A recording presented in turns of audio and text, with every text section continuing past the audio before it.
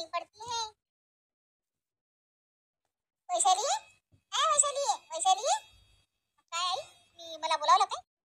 हो वैशाली, वैशाली माझी तब्येत मला बरोबरच नाही वाटून राहिली बिचारे. मी येतो दवाखान्यात जाऊन येतो मी. दवाखान्यात दवाखान्यात कशाला चालली आई तुम्ही? काहून काय झालं आई तुम्हाला? बरं वाटून राहिलं तुम्हाला? काय झालं? ताप आली काय? सर्दी झाली काय? काय झालं आई?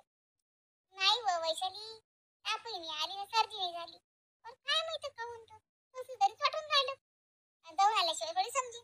बरं मी जाऊन येतो दवाखान्यात. हा हो आई, ठीक आहे ठीक आहे, या तुम्ही जाऊन या दवाखान्यात. काय म्हणे होती सासू? वैशाली कुठे गेली ती सासू? काय म्हणे? दवाखान्यात गेली आई, त्यांना नाही का बरं नाही वाटून राहिलं. दवाखान्यामध्ये गेली माझी सासू, त्या डॉक्टर जवळ गेली, बरं नाही वाटून राहिलं. एवढंच म्हणे, दवाखान्यात चालली म्हणे.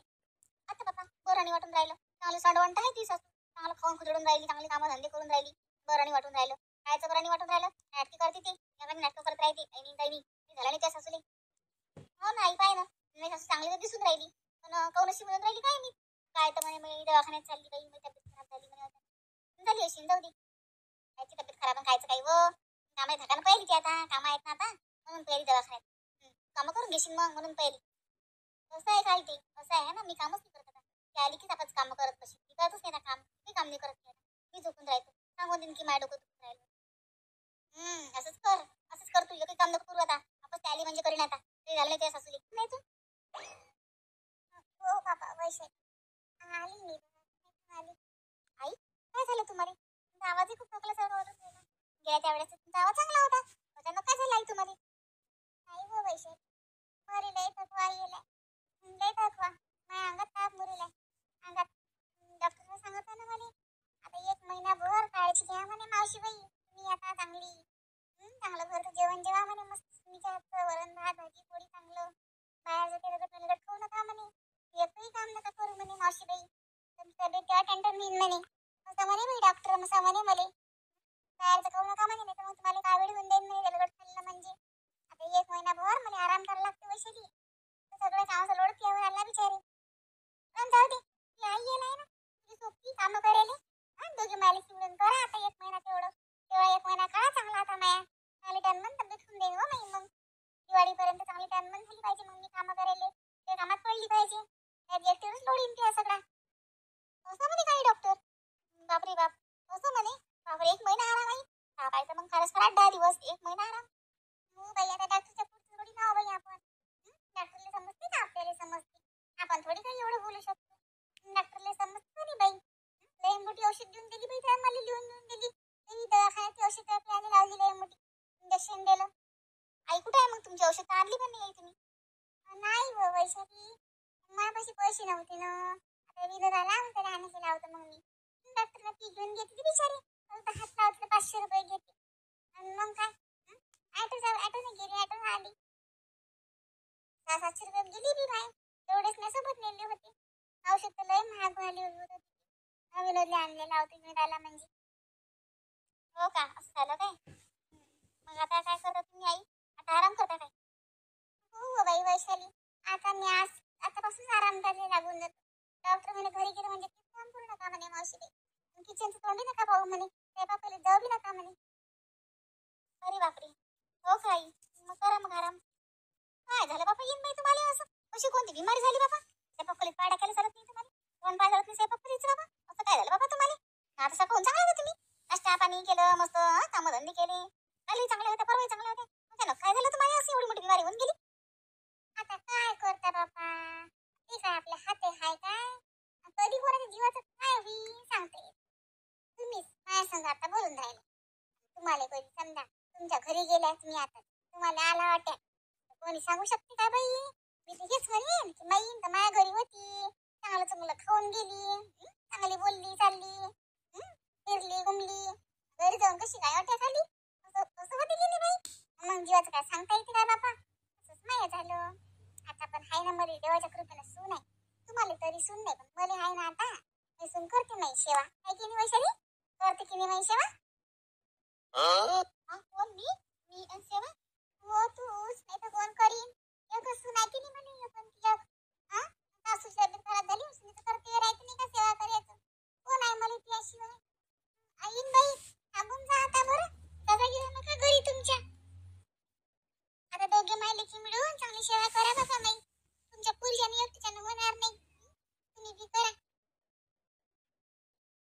नाही बी मला काम करायला लावते का आता नाही? मला काम करायला लावते का? बिमार पडली आराम खाते आणि मला काम करायला लावते. बाबा आता मला माझ्या घरी जायला येत काय कोण दुसरीच्या घरी भांडे घासत. हो काय येईन बाई. हो ना बाई आता हो वैशाली करते तुमचं. पण मी कधी राहिली असती पण मला कधी बाई आता वैशालीच्या बाबाची फोन येऊन राहिली ना. ते दिवस झाले ना मी इकडे हा तर मला फोन येऊन राहिले आता वैशालीच्या बाबाची घरी ये घरी ये कसं त्यांची कोण नाही ना बाई करणार एकटं हाताने करून खाऊन राहिली ती आता माणसाची जात किती दिवस हाताने करीन जीवन येते ना म्हणून मी किती जातो बाई आज. आई थोडी नको बोलू पप्पाचा फोन आला आता तू काय बोलली होती की करून घ्या ना हातानं डबा लावून द्या ना मेचा आता अशी बोलून राहिली आई थोडी नको बोलू काही जाऊ नको आता एवढे दिवस राहिली ना तू आता अजून 1 महिना राहून जाईल मला कोण कामं करू लागेल मी एकटी कोण कामं करू का हा बाबा हो मी बोलली होती त्या बाबाले म्हणजे बाबाची जीवावर आली होती ना वैशाली बाबाचं स्वभाव किती गरम आहे माहिती आहे तुझे राहू दे येतील तिथं भांडत दिवाळीच्या घरी चांगलं लागते काय नाही मी जातो आता घरी करून घे ना तू आता काय काय मी का तुझ्या हमेशासाठी येणार आहे का त्या घरी कामं करू लागेल आई आपलं करून घे तू आता तीर बरोबर निशाणावर लागला म्हणजे मा म्हणत होतं तेच झालं दोघी मायले की मा बदमाश आहे आई मी एकटी कामं कशी काय करू या गोटीचे तू सांग जाऊ नको तू काय नाही हो माय बाई जातो घरी घरी काम आहेत आई मी येतो मग तुझ्या संग मी येतो तू कशी काय येतो काही बोलतो आपलं नाही मी काही कारण सांगून येतो पण मी तुझ्या संग मी नाही करत एकटं हे बुढी माझ्या बिदाडाच पाळून टाकी नाही कामं करू करू नाही सासू आई आई मी पण जाते नाही सोबत कसं मला पण म्हणजे कसं म्हणजे मला म्हणजे आई मला एवढं कामं जमतील नाही एकटीला मी प्लीज मेड लावून द्या ना हा प्लीज काय होते मी तुम्हाला लागलं घरच्यासारखी मेड पाहून देते एखादी किती छान स्वयंपाक करेन माझ्याहून पण छान तुम्हाला तर माहिती आई मला एवढं स्वयंपाक येत नाही म्हणून माझ्यापेक्षा पण सुंदर सुंदर छान छान स्वयंपाक करणाऱ्या बाया आहेत नाही प्लीज लागलं त्याचे पैसे मी देऊन देईन बस प्लीज मेड लावा मला नाही जमणार एवढं मला अभ्यास पण करायचा आहे तुम्हाला माहिती आहे ना माझे एक्झाम आहेत आता मला नाही जमणार नाही प्लीज आता माय कशी असू वैशाली तू आता मायावर टाईम आहे म्हणून मी पोरगी झाली असती बघ कळले पण ती आता बायाची नाही म्हणून लेकरू लहान आहे तिचं नाही आली असती आशा असं कोण करतो वैशाली आता मध्ये काय आता काय करशील तू पुढे माया आता जर तू करत नाही माया जागेवर जर बसली मी म्हातारपणा आता काय करशील तू माया हा तू करते काय माया करणं मी तू सून आहेस सून कायसाठी असते पोरगा कायसाठी असते तर हा कायसाठी पोरगा असते लोक म्हणतात पोरगा पाहिजे बाई हा 2-3 पोरी असल्या की बाया म्हणतात काही पोरगा पाहिजे बाई एखादा कोण म्हणतात नाही तुले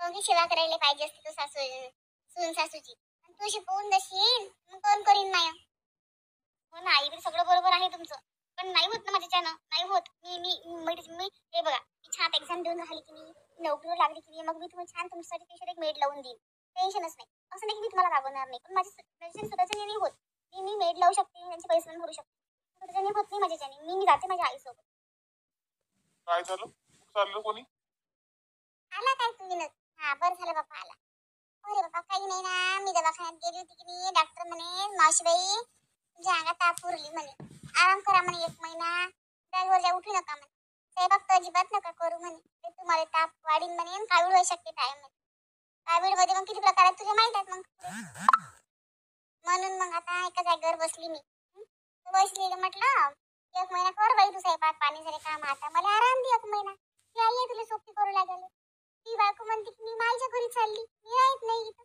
मी तुम्हाला नोकरानी लावून देतो म्हणते मेड लावा म्हणते मेड मी पैसे करतो म्हणते अशी म्हणते बाबा आता तूच सांग विनोद हा घरची सून असून दुसऱ्या बाईच्या हातचं खाऊ का मी हा वैशाली काऊन वैशाली हा काऊन तुझ्या का स्वयंपाक होत नाही का लगे आई आपलं काही झाला लागत नाही कुठं नाही माझ्या ज्या होत नाही तुम्हाला पहिले सांगते मी चालली माझ्या आईकडे मी दोघं माझ्या तुमचं पाहून घ्या वैशाली काय बोलून राहिली तुझी आई आजारी आहे तू तुझ्या आईकडे चालली तुझ्या सोबत नाही वैशाली ही हे पाय बाबा वैशाली तू जर जात तुझ्या मायच्या घरी तुझ्या नवऱ्यालाही संकट घेऊन जा त्याचा डब्बा कोण करीन माझ्यानं होत नाही बरं बाबा येईन बाई लेखी जवायला दोघायला घेऊन जा आणि महिनाभर वागवा त्याच्या घरी तुम्ही राहिला की नाही आता महिनाभर महिनाभर वागवा आई काही बोलतो काय मी जात नाही जाय ना बाबू जाय जावई गेला सासरवाडीला जाय महिनाभर राय जाय गेलं बाई सासऱ्याच्या घरी जाय देखून ते जवई आहेस तू जाय बाबा पाहून ये जाय कसा आहे का आहे जाय हा महिनाभर जवई खर्च काय त्याचा खर्च कधी लागतो काय घरी भेटेल ना मग घरी भेटेल पुढच्या महिन्याचा पगार ना अच्छा महिनाभर काय नाही 2 महिने बाबत मग जवळ आले जवई बापू चल ना सासूच्या घरी काऊन सासू म्हणजे माय नसते काय चला बाई बापू आता नाही नका म्हणू नाही नाही मामीजी, तुमचा मोठेपणा आहे, मला तुम्ही त्या आग्रहानं निवडून राहिल्या. पण नाही नाही नाही, मी नाही येत, चांगलं नाही वाटत ती. काय झालं ना, चांगलं वाटेल. चला ना, हो चला ना, आई आपलं चला. आई, काय काय तू खरं? जाय ना आता, जाय जाय जाय. तू आग्रह म्हणून राहिले काय, जाय त्याच्या घरी. ठीक आहे मग, कधी जायचं? पण आई तुझी तब्येत ग मग, तुला कोण सांभाळीन? काही नको करू तू चिंता, मी होतो चांगली. आहेत की बाबा मला सांभाळायला. ठीक आहे, मग घरी चालायचं मामीजी? आताच बॅग भरती करतो, आता चला. आताच जाऊ ना 2-3 दिवसानं. नाही, आजच चला. चला पटकन, मी कपडे भरते तुमचे. ठीक आहे मग, कर मग. आई, काय तू हा निर्णय घेतला? परत जाऊ का मी? माझ्या सासूच्या घरी राहायला 1 महिनाभर, तुला कोण सांभाळीन इथं? एवढी काळजी तरी बसून लागली ते नाही. अरे या लहानचं मोठं केले नाही, तुझे सक्ष मागे पोहून जायला. जाय बाबू जाय जाय, मला अनुभव घेऊन ये. चांगलं जाय बाबू जाय, हो मी तिथं कसं आहे काय आहे, जाय. नाही नको चिंता करू, मी माया पाहतो. जाय बाबू जाय. ठीक आहे आई, मग जशी तू म्हणशील. आज समजलं की माया पोरगा माया नाही राहिला. किती माया पोराला शिकवलं, जास्त म्हणे लागला नाही मला. जाय म्हटलं तर जा गेला. असूनही आपली माया बिमार आहे, आपल्या बायकोला फडसवून सांगा इथंच राह इथंच कर. एवढी हिंमत नाही त्यात भडव्या. तिथं तू ते अंध झाला त्याच्या प्रेमात. पेलू बळून राहिला त्या शिकाऱ्यासारखं. तू लुटून राहिला बेवकूफा. डोळे तसे उघडतील नाहीत विनत, ते डोळे मला थोडा लागतील. तू तिथे गेल्याशिवाय मला पर्यायच नाहीये. आता माझी चाल खेळतो मी. तुला कशीच त्या सासूडे आणि त्या बायकोला अद्दल कळवतो, कशी त्या बायकोचे डोळे उघडतो. तुला समजलं तर पाहिजे की आपण